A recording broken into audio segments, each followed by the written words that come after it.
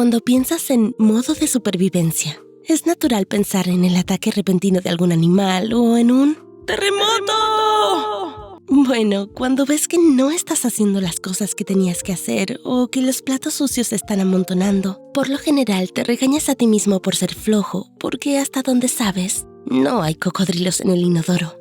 Pero, ¿sabías que tu cuerpo entrará en modo de supervivencia, activando la parte lagarto de tu cerebro si cualquier cosa lo sobrecarga para indicar que un peligro de muerte podría ser inminente? Esto puede incluir cosas como sufrimiento prolongado, abuso severo o burnout prolongado. Este estado de supervivencia es como arrancar en modo seguro. Solo estarán disponibles las funciones esenciales. ¿No estás seguro de si estás en modo supervivencia o simplemente estás más perezoso de lo normal? Aquí te mostramos algunas diferencias para que salgas de dudas. 1. Falta de enfoque o ¿qué? ¿Qué sucedió? ¿Dónde estoy? Acabas de leer esa página como 10 veces y todavía no sabes de qué se trata. La gente dice tu nombre y no los escuchas. Estás tan desconectado que parece que no puedes hacer nada, ni siquiera aquello en lo que normalmente eres bastante bueno. Es posible que estés en modo de supervivencia y no que seas perezoso. Las funciones superiores de tu cerebro se están apagando a favor de la supervivencia básica, por lo que ese proyecto o tarea de cálculo simplemente no tienen la prioridad necesaria para tus pensamientos. 2. Olvidar las necesidades básicas. Te miras a ti mismo y te das cuenta.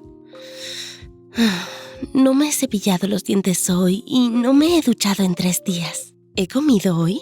Estar en modo de supervivencia te deja sintiéndote agotado e incapacitado para realizar bien tus actividades diarias debido a la falta de recursos físicos y emocionales.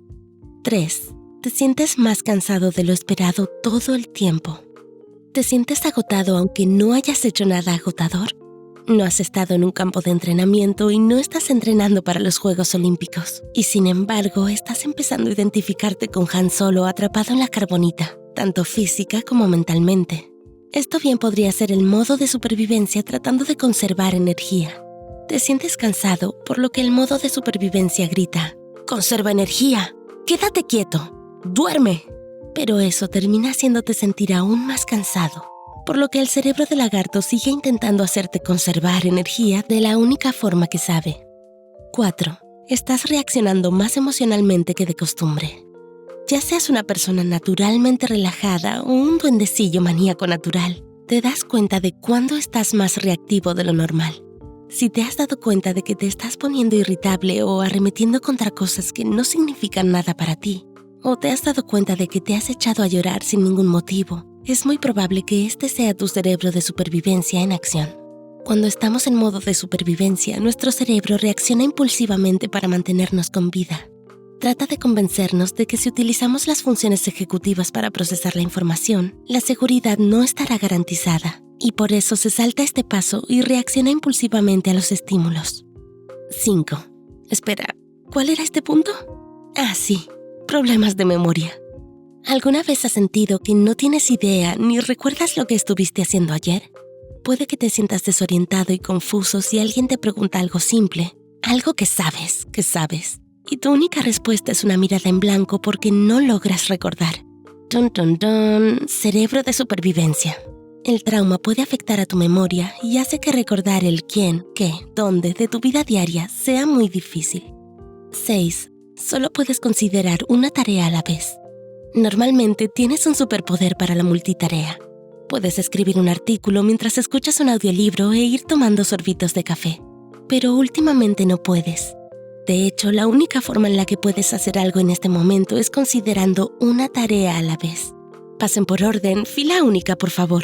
Al igual que cuando pones tu teléfono en modo de ahorro de batería para que no tenga ninguna tarea de fondo y no esté gestionando múltiples cosas como mensajes, correos electrónicos y controles de agenda todo a la vez, tu cerebro está entrando en su propio modo de ahorro de batería. La velocidad se ha reducido y la multitarea ya no es posible. Resumámoslo con una frase de la autora Nakeia Homer.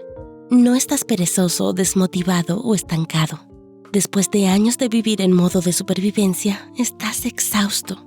Es muy diferente.